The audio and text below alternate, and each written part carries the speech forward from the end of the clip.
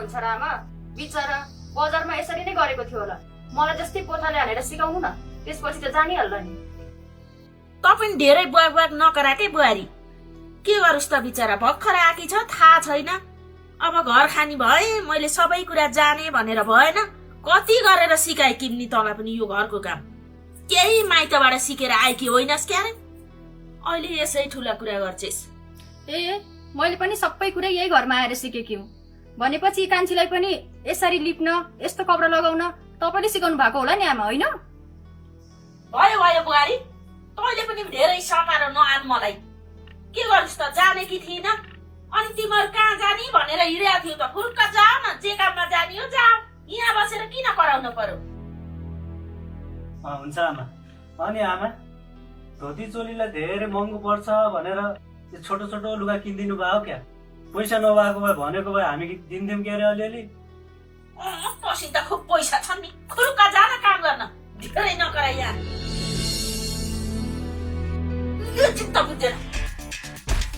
मैले पनि के गरेँ कि के सधैँ यस्तै यसरी हानु कि क्या हो?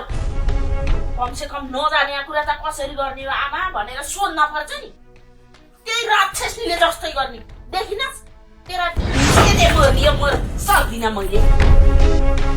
के मोर्लियो मोर सक्दिनँ मैले। हाम्रो बुढीले त कति कान्छी बुहारी ल्याइछ दाउराले लिप्ने भनेर। कमसे कम मलाई सोध्न पर्छ नि, यस्ता लिपेर पनि हुन्छ त?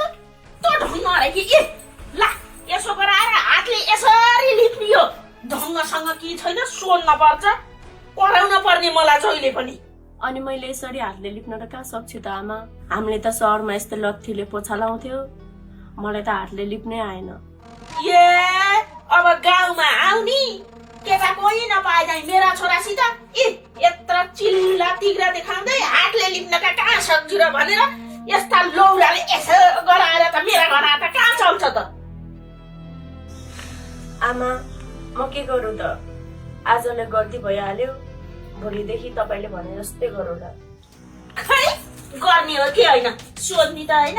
हेर हेर यो माटो पनि यस्तो छ, एउटा थोपो पानी पनि छैन, त्यो लिपाई त्यस्ता दाउराले मोर सक्दिनँ मैले।